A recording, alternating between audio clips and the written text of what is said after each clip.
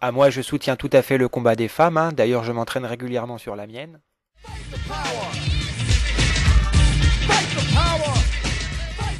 En ce qui concerne le Poetry Street Show, ce projet qui avait été mené de bien de pair avec Dieudonné, qui nous avait gentiment prêté son théâtre, qui avait participé à l'élaboration, j'appelle pas ça un spectacle, parce qu'un spectacle, il faut aller voir du côté de Jamel Comedy Club, mais disons de cette prise de conscience populaire mise en scène,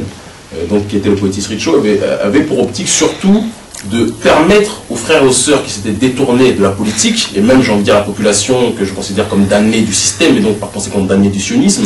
on avait pour but de leur permettre de se rapprocher de ceux qui nous oppressaient, de nous rapprocher de l'identité de ceux qui nous oppressaient. En ce sens-là, dans ce Poetry Street Show, il y avait différentes thématiques qui avaient été énoncées, de telle sorte qu'on puisse voir avec un regard neuf et non pas avec le regard de l'oppresseur, quels étaient les rouages de ce système et quelles possibilités, quelle optique avions-nous pour nous en sortir en tant que tel. Et bon, considérant que ce projet avait lieu au Théâtre de la Main d'Or, théâtre qui est visité par un certain nombre de personnes, qui a une certaine renommée, considérant que ce projet réunissait deux noms, donc en l'occurrence celui de Dieudonné et le mien, deux noms qui, si je ne m'abuse, sans faire un mauvais jeu de mots, sont blacklistés, je ne veux pas dire qu'émite listés, mais blacklistés dans cette société. Cela ne pouvait que provoquer, j'ai envie de dire, une réaction, quand je dis de l'État, non, on peut même parler d'un État étranger qui colonise cet État, mais je ne citerai pas, sans quoi la vidéo sera interdite, mais je pense qu'on l'aura tous compris. Et par conséquent, les lobbies ont commencé à s'exciter bien longtemps avant que le Poetry Street Show commence, puisqu'il y a eu des visites, c'est quelque chose d'inhabituel pour une mise en scène, pour un show entre guillemets. Les policiers venaient régulièrement au Théâtre de la Main d'Or, demander en quoi consistait le Poetry Street Show, demander quand est-ce qu'il allait commencer, etc., etc., etc. Certains étaient même prêts à demander, ont même demandé à avoir le texte du Poetry Street Show avant que celui-ci commence, alors que c'est quelque chose qui n'existe pas.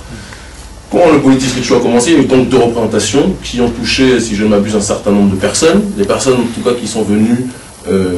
nous ont gratifié de la hauteur, de la teneur du message. Il y avait des Noirs, des Arabes, des Blancs, des Chinois, des Hindous. Il y avait toutes les populations, et toutes les populations sont ressorties en se disant que, contrairement à ce que les médias voulaient faire croire, pour la première fois, ils entendaient un message qui les responsabilisait sur le terrain racial. Et ça, c'est quelque chose qu'on oublie. On nous a toujours habitués depuis une vingtaine d'années à ce discours il n'y a pas de couleur, etc. Notre ami Kerry James, enfin votre ami peut-être, pas le mien en tout cas, qui déclarait il n'y a pas de couleur pour être stupide, etc. etc.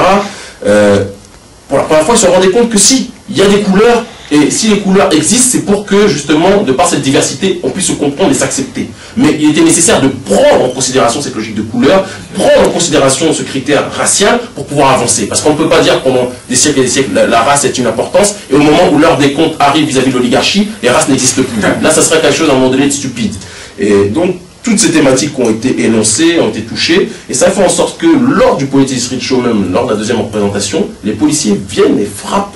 au théâtre en disant que si le Poetry Street Show dure plus longtemps que l'heure qui avait été annoncée, on considérera ça comme un meeting, et donc ça pourra faire reconstitution de ligue dissoute.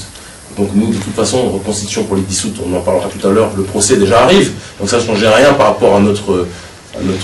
finalité, mais Dieudonné qui a des ennuis sur le côté financier et judiciaire, n'avait pas trop envie, on ne va pas se mentir, d'être mouillé à ça, d'autant plus qu'il nous avait déjà prêté gentiment son théâtre pour que nous puissions passer ce message qui a touché un certain nombre de personnes. Donc par conséquent, on a décidé un commun accord qu'il n'était pas nécessaire de continuer, que le Poetry Street Show, sous cette forme en tout cas dite théâtrale, le Poetry Street Show est revenu par la suite sur le terrain politique, donc dans le sens où lorsque les frères et les sœurs ou les autres, les nationalistes blancs ou les pro-palestiniens, arabes et autres, ou les Chinois, les Asiatiques, quelles que soient les communautés qui viennent nous voir pour ce message de fierté raciale, lorsqu'ils écoutent ce message, ils comprennent que de toute façon, on parle de politique sous le regard urbain, et non pas sous le regard énarque en tant que tel. J'ai envie de dire que nous, il y a Poetry Street Show, il y en a, c'est le politique énarque show, avec Sarkozy, etc., ou le politique cocaïnomane show, et nous, c'est pas trop notre démarche en tant que tel. Voilà. Et je pense, sans trop me tromper, qu'en ce qui concerne le PSS, donc le Poetry Street Show, beaucoup de gens ont ouvert les yeux politiquement de par cet intermédiaire parce que ça les a réconciliés avec une certaine façon, une nouvelle façon de voir la politique qu'ils n'avaient pas vue depuis déjà un certain nombre d'années. Voilà.